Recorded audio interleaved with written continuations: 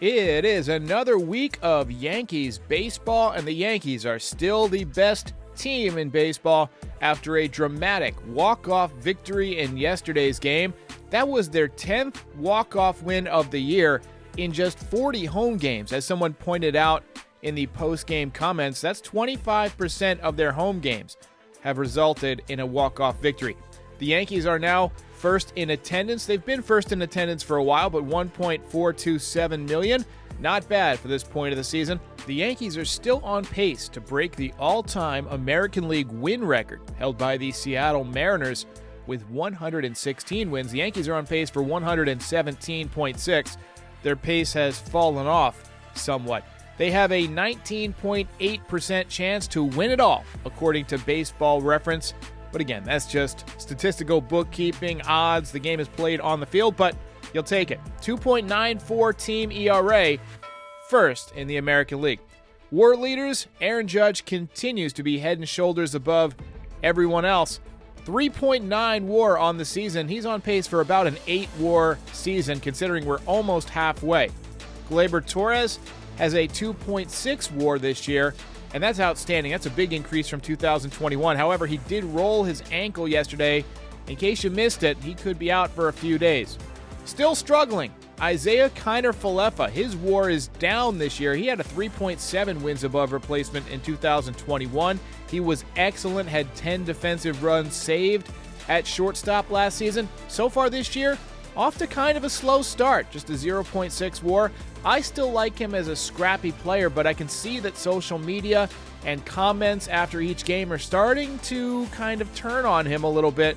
He needs to get going if he wants to keep the fans on his side. I thought the bunt yesterday, sacrificing his finger to keep the ball in play, was a huge play in the game. Joey Gallo might be moved. According to reports, the Twins have had some interest in Joey Gallo, who continues to struggle at the plate, hitting under 180 with not real power to speak of, just 9 home runs on the season. Joey Gallo's just not a good fit, but I feel like the end is near.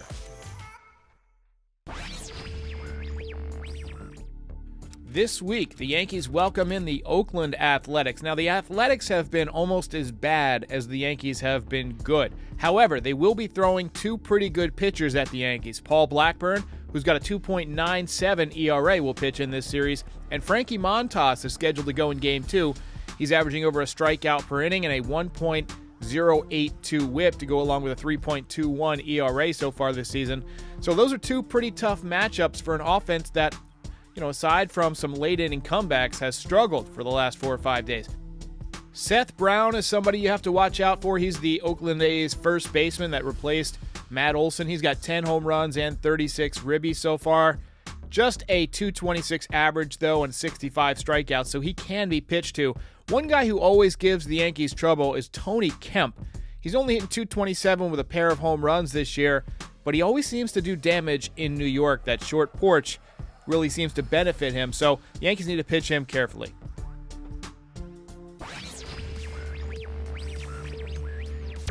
And on the mound for the Yankees in Game 1 is Jordan Montgomery. The tall left-hander suffered his worst start of the season last time out, gave up 4 runs. Still having a very nice year, 3-1 on the season with a 2.97 ERA. He's got 58 strikeouts in 78 2/3 innings and a 1.017 walks and hits per innings pitched. That is outstanding. His command has been pretty good. He's been durable this year. I think we're seeing the best year of Jordan Montgomery's career, no question. I still think he's worthy of all-star consideration, but a lot is going to depend on what happens over these next few starts. He cannot take the A's lightly. The Yankees are, as we said, going to have a tough pitching matchup, so he might be pitching with low run support once again. We'll see.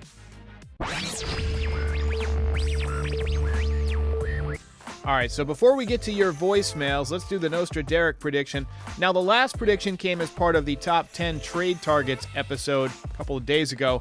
The prediction there was that the Yankees would trade for Ian Happ over the next couple of months. That one remains a to be determined. However, for the season, the batting average is .500, 20 for 40 on the season.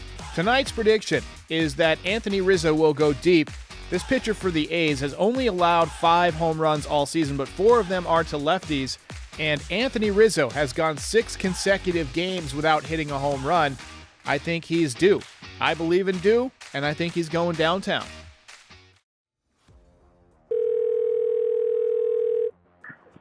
Hey, Derek. Hope all is well. Just wondering what your thoughts are on possible baseball teams being played in Las Vegas. They have a hockey team and a football team now. All they're missing is baseball and basketball. Thanks again. Keep up the good work. I love the idea of games being played in Las Vegas. First of all, it's a great tourism city, so I think you'll get a lot more fans of other teams coming into Vegas to watch their team play in Vegas and, hit the slots and play some blackjack and go to the pool and take in the shows when they're not at the ball game. So that's one. I do think that it's a pretty populated area from what I've seen. There's a lot of suburbs around there. Baseball's pretty big there. Bryce Harper is from Las Vegas. So I think it would be a nice addition. But typically, teams aren't added in sets of one. You would probably have to add in another team. And I would think that North Carolina would be a great spot. It is the most populated state at this point without a Major League Baseball team. This is Mike.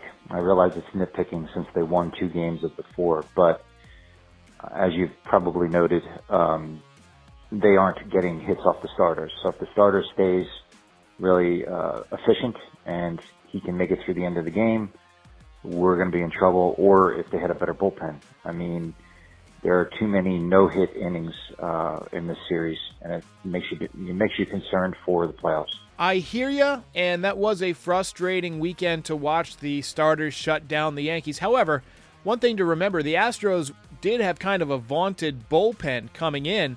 They were one of the better bullpens in the American League, and the Yankees walked them off 2 times.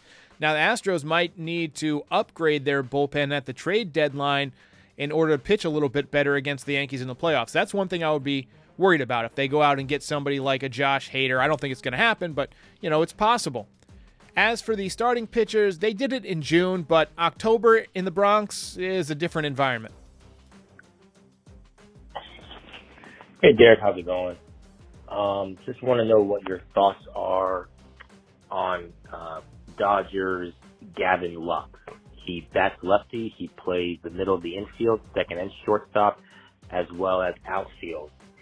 He's having a pretty good year, batting .284. Does not hit for a lot of power, but again, he bats lefty. That could change a little bit in Yankee Stadium. And he's also only 24 years old. Versatile player, lefty, young. Seems like a possible future Yankee. Just want to know what your thoughts are on Gavin Lux. So Gavin Lux has a 1.5 WAR this season, but he's still pre-ARB eligible. I'm not sure why the Dodgers would even consider moving him. He doesn't make any money, really. So, they could option him back down to the minor leagues if they needed to clear a roster spot.